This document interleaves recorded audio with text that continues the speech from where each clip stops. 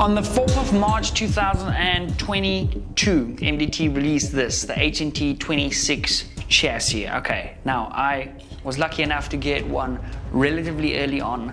I spent a ton of time behind this thing, and today's video is sort of like the 1 year review of the HNT26. Now, I currently do not have a rifle in here. It's gonna make it a little bit easier for me to show you guys sort of the areas of concern, some of the things that have gone really right for this chassis, and some of the things that have gone wrong on this chassis, which we'll get to throughout the video. Now, I got the version with the folding stock, okay? Well, there's a couple of versions you can get. My stock folds all the way like this, and then it locks into play. As you can see, there's no play there. I can shake this, there's no play whatsoever. And that was a question I got a few times, like, how does the folder, does it rattle or anything like that? They designed this folder really well. And at the moment, I'll try and give you guys a close-up of this, but there's an extreme amount of crap inside this too, like dust and grime, because as I said, I've been using this for the last year and 1 month extensively,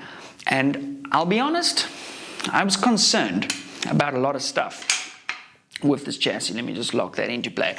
I was concerned with a lot of stuff about this particular chassis, and I wasn't sure how it would hold up to the abuse. The first thing I was really concerned about is the fact that this has the built-in arc rail. Now, you can get a version without the arc rail, but you know, we shoot predominantly out of tripods and things like that, so I really needed to have that built-in arc rail so I can slap my rifle into a tripod and take ethical shots like that. Also, it makes for taking fantastic pictures of your rifle. Now, we know carbon fiber is an incredibly durable and lightweight material, and that's really what this has going for it. It's super, super strong, and it's very lightweight. In fact, the metal bit on this is made of magnesium, which also doesn't help get the price point down, but it's very light and very strong. Now, I was concerned about this built-in arc rail here, that it's carbon fiber, and the nature of the edges on this, because as you know, we're clipping in and out of tripods all the time, bipods coming off and coming on, and I thought that this carbon fiber over here on the arc rail would not wear well over time. Now, I can confidently say, and I'll show you guys close-ups of this, I was very, very wrong on this. This carbon fiber has lasted so much better than I thought. In fact, just sliding back and forth on the bipod as I'm sort of adjusting where I want that bipod to be, or on the tripod, there's literally almost no marks on this, and there's no signs of it fraying or starting to sort of open up at all, which I'm very impressed by. In fact, I would even go so far as to say I'm surprised by it, because I would have bet money that this arc rail wouldn't last. And I was wrong on that. And I'm very happy to lose that bet, because obviously we never want somebody to manufacture something that doesn't work the way it's intended for. And I don't know why I really thought that, because I knew they would have done extensive testing on this before releasing it to the market. Now, I've also dropped this, unfortunately, a number of times on, the multiple hunting trips. The one time this sort of screw here at the front came undone because I didn't have any Loctite on it, and as I was sort of slinging my rifle, it sort of turned itself loose, and in fact that was captured on film, and as the rifle fell, I managed to grab it. And then just on this last trip we had, my sling actually pulled through its release, or sort of through the buckle, if you will, and the rifle actually fell, and it made a ding here and there, but it literally fell, like with the optic and everything, onto the rocks. And again, the carbon fiber lasted so much better than I thought it would. With a relatively, I've got a match barrel on there, so it's not the lightest of hunting setups, and it took quite a knock. Now, I've been trying to find that knock ever since I mentioned it. Oh, there we go. That's the mark on the back. But I mean, that is surface level. It's not going to compromise the integrity of this stock at all. Now, I mentioned some things have gone wrong. There's one thing I wish they did differently on this. There are 5 screws, 2 on this side, 1 there, and 2 on the other side, that retain the fore end to the receiver section over here. Those screws are not all the same length, and the one time when I was pulling off the fore end, because you need to take the fore end off this to get your rifle barrel in, especially if you're running like a 26-inch barrel or something like that. If you're running a very short barrel, you might be able to sneak it in, but your trigger might get caught up on here, so be aware of that. Again, you won't lose 0 if you're still retaining your scope on your rifle. So when I was reassembling this, I turned the wrong screw into the wrong hole and I accidentally stripped one of these holes. Now I've been using it like that for the last 6 months, and it's really not been a deal breaker. There's still no play or anything on it like that, but I just wish they had all those screws the same length, that I didn't make that silly mistake. Again, that's 100% my mistake and not theirs.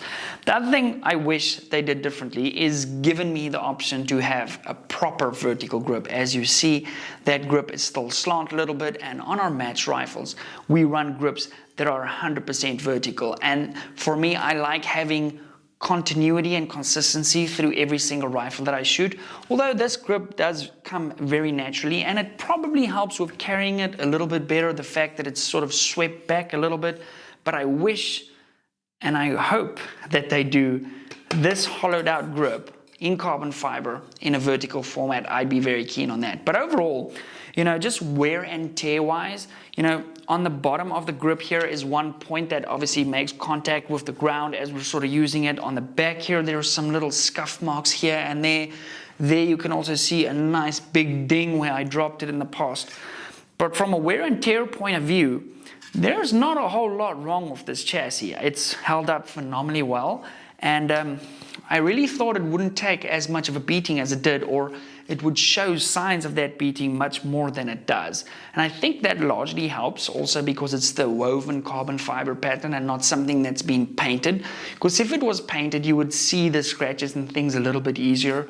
But the woven pattern on the carbon fiber does go, it helps a little bit to hide that to some extent. Even looking inside the receiver here, you'll see they've hollowed out so many bits where we could save additional weight. So they've really gone all out to make this a sort of super lightweight package.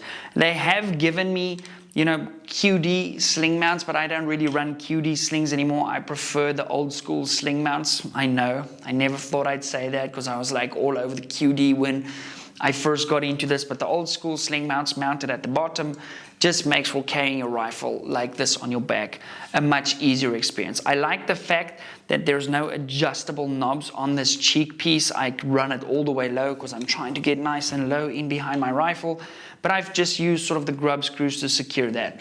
Obviously, we know with this, we're trying to minimize things, so length of pull is manipulated by these plastic spaces at the back. Again, nice and light, super squishy, hollowed out butt pad.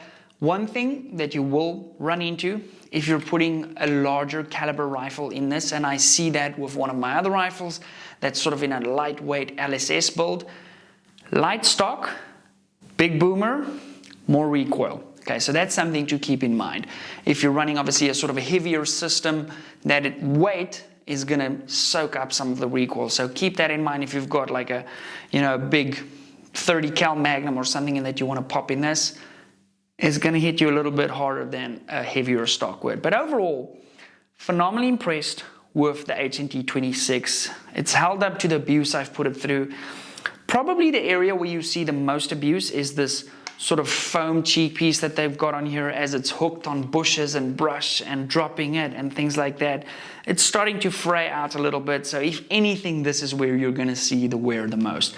But again, folder, absolutely no slop in that folder at all. It's as stiff as you want it to be. The only modification I've ever made to this is put one of these little Velcro patches here so I can run an additional 2 rounds in our 2-round holder on this side. So guys, that's my, let's call it a year on review, couple of 100 rounds, I think 5-6 hunting trips with this in the last year and a bit.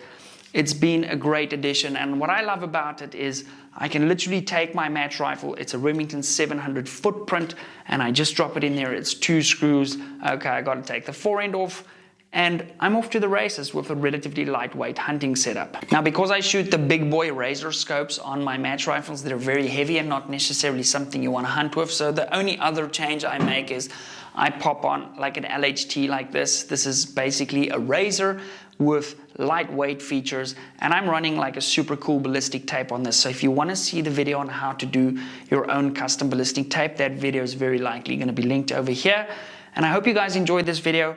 If you're looking at the HNT26, all the links to that is down below. Please use our links when you're shopping on Amazon or for anything. The links below help us by getting an affiliate commission, and it does go a long way to making this channel a viable business. Guys, thank you very much for watching, and I'll see you in the next video. Bye.